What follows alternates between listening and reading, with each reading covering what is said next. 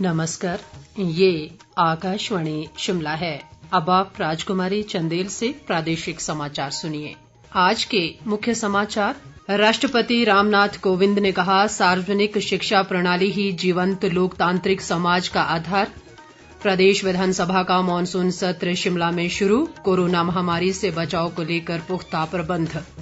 राज्य सरकार ने आयकर दाताओं को सार्वजनिक वितरण प्रणाली के तहत 1 साल के लिए खाद्यान्नों पर बंद की सब्सिडी। और विपक्ष के नेता मुकेश अग्निहोत्री का आरोप, सरकार कोरोना से निपटने में हर मोर्चे पर रही नाकाम। अब समाचार विस्तार से। राष्ट्रपति रामनाथ कोविंद ने कहा है कि नई शिक्षा नीति वर्ष 2025 तक प्राथमिक विद्यालय स्तर पर सभी बच्चों को आरंभिक साक्षरता प्रदान करने को सर्वोच्च प्राथमिकता देती है। राष्ट्रपति आज राष्ट्रीय शिक्षा नीति पर राज्यपालों के सम्मेलन का वीडियो कॉन्फ्रेंस के माध्यम से उद्घाटन कर रहे थे। उन्होंने कहा कि सार्वजनिक शिक्षा संस्थानों को मजबूत करना अत्यंत महत्वपूर्ण है। शिक्षा नीति में यह स्पष्ट किया गया है कि सार्वजनिक शिक्षा प्रणाली ही जीवंत लोकतांत्रिक समाज का आधार होती है। अतः सार्वजनिक शिक्षण संस्थानों को मजबूत बनाना अत्यंत आवश्यक है। वर्ष 2025 तक प्राथमिक विद्यालय स्तर पर सभी बच्चों को मूलभूत साक्षरता और संख्या ज्ञान प्राप्त कराना इस शिक्षा प्रणाली की सर्वोच्च प्राथमिकता तय की गई है।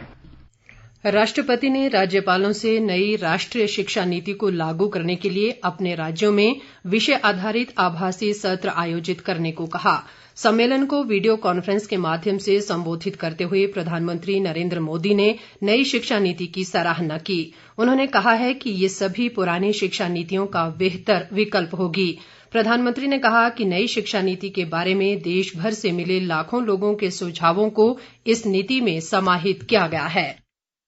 ये पॉलिसी देश के युवाओं को भविष्य की आवश्यकताओं के मुताबिक नॉलेज और स्किल्स दोनों मोर्चों पर तैयार करेगी। नई शिक्षा नीति स्टडी के बजाय लर्निंग पर फोकस करती है और करिकुलम से और आगे बढ़कर क्रिटिकल थिंकिंग पर जोर देती है। इस पॉलिसी में प्रोसेस से ज्यादा पैशन, प्रैक्टिकलिटी और परफॉर्मेंस पर बल दिया गया है। एक तरह से देखें तो ये वन साइज फिट्स ऑल की अप्रोच से हमारी शिक्षा व्यवस्था को बाहर निकालने का एक मजबूत प्रयास है। राज्यपाल बंडारू दत्तात्रेय ने भी राष्ट्रीय शिक्षा नीति 2020 पर वीडियो कॉन्फ्रेंसिंग के जरिए अपने विचार व्यक्त किए। उन्होंने कहा कि हिमाचल ने इस नीति को लागू करने में प्रदेश को अग्रणी राज्य बनाने का संकल्प लिया है। राज्यपाल ने कहा कि इस नीति ने सभी पक्षों पर ध्यान दिया गया है और ये एक भविष्योन्मुखी व गतिशील दस्तावेज है जो देश को आने वाली चुनौतियों के लिए तैयार करेगा। प्रदेश विधानसभा का मॉनसून सत्र आज शिमला में शुरू हो गया है। सत्र के दौरान कुल 10 बैठकें होंगी। मॉनसून सत्र 18 सितंबर तक चलेगा।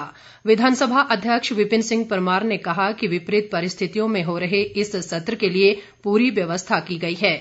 उन्होंने कहा कि सभी सदस्यों को इस संकट को समझते हुए कोविड-19 से बचाव के दिशा निर्देशों का पालन कर कार्य करना है।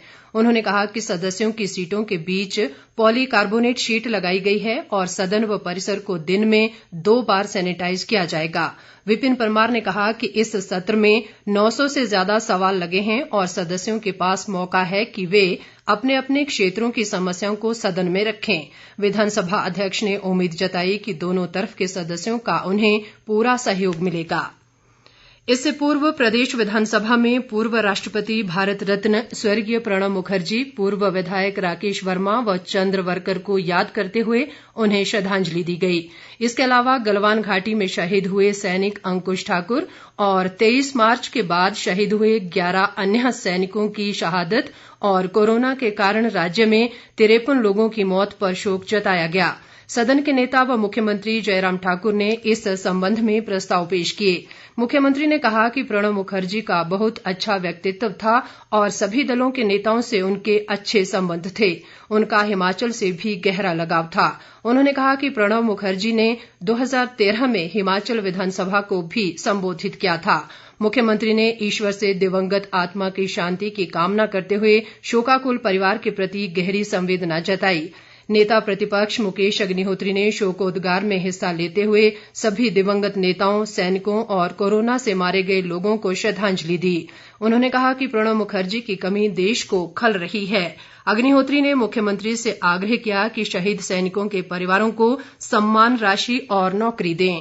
संसदीय कार्यमंत्री सुरेश भारद्वाज ने भी पूर्व राष्ट्रपति प्रणब मुखर्जी, पूर्व विधायक चंद्रवर्कर और राकेश वर्मा के निधन पर शोक जताया। कांग्रेस सदस्य आशा कुमारी ने शोकोद्गार में शामिल होकर स्वर्गीय प्रणब मुखर्जी को देश का सफलतम वित्त मंत्री बताया। प्रदेश सरकार ने कोरोना महामारी के मद्देनजर राज्य अनुदानित योजना के तहत अनुदान को कम करने के लिए आयकरदाताओं को सार्वजनिक वितरण प्रणाली के तहत अगले 1 साल के लिए खाद्यान्नों पर दी जाने वाली सब्सिडी बंद कर दी है। प्रश्नकाल के दौरान आज विधानसभा में विपक्ष के नेता मुकेश अग्निहोत्री के एक सवाल के लिखित उत्तर में ये जानकारी दी गई। सदन को बताया गया कि राष्ट्रीय खाद्य सुरक्षा योजना के तहत बीपीएल परिवारों के चयन के लिए वार्षिक आय की सीमा 45,000 रुपए कर दी गई है। सदन को बताया गया कि आयकर दाताओं को मिलने वाले उपदान को बंद करने और सरकार द्वारा राज्य अनुदानित योजना के तहत मिलने वाले उपदान को कम करने से 71 करोड़ रुपए से अधिक की वार्षिक बचत होगी। हालांकि सरकार ने लक्षित सार्वजनिक वितरण प्रणाली के तहत एपीएल उपभोक्ताओं को दिए जा रहे गेहूं के आटे व चावल के दामों में कोई परिवर्तन नहीं किया है और इनकी दरें पहली जैसी ही हैं। मुकेश अग्निहोत्री के ही एक सवाल के लिखित उत्तर में मुख्यमंत्री जयराम ठाकुर ने बताया कि पिछले 3 वर्षों में प्रदेश में बलात्कार के 1134 मामले दर्ज हुए। मुख्यमंत्री ने बताया कि बलात्कार की घटनाओं में 925 मामलों में अपराधियों के खिलाफ चालान तैयार कर अदालत में दाखिल किए गए हैं और 30 मामलों में अपराधियों को सजा हुई।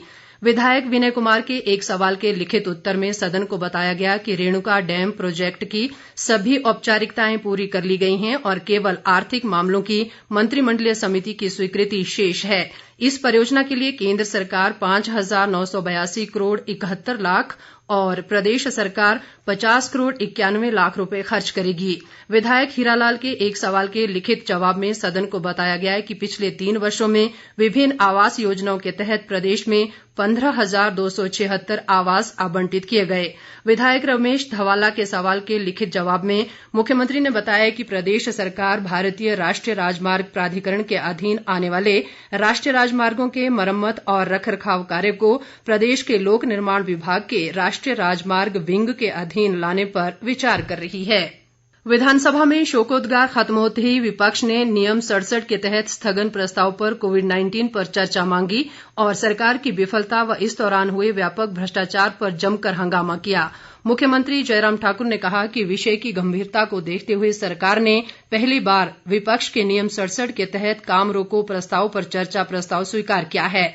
मुख्यमंत्री ने कहा कि उन्हें इस सदन में 23 साल हो चुके हैं और उन्होंने सत्ता पक्ष व विपक्ष दोनों देखे हैं। जयराम ठाकुर ने कहा कि आज तक ऐसा कभी भी नहीं हुआ कि किसी सरकार ने विपक्ष का नियम 67 के तहत काम रोको प्रस्ताव स्वीकार किया हो, लेकिन कोरोना महामारी जैसे गंभीर विषय को देखते हुए उन्होंने इसी नियम के तहत चर्चा को स्वीकार किया है।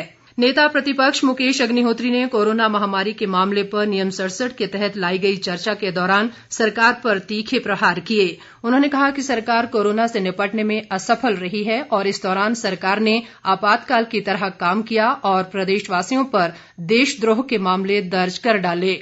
अग्निहोत्री ने मौजूदा सरकार को कन्फ्यूज सरकार करार देते हुए कहा कि इतिहास में लिखा जाएगा कि सरकार ने संकट काल में जहां राशन दरों में बढ़ोतरी की और सब्सिडी में कटौती की, वहीं बिजली और बस किराए में भारी बढ़ोतरी की गई।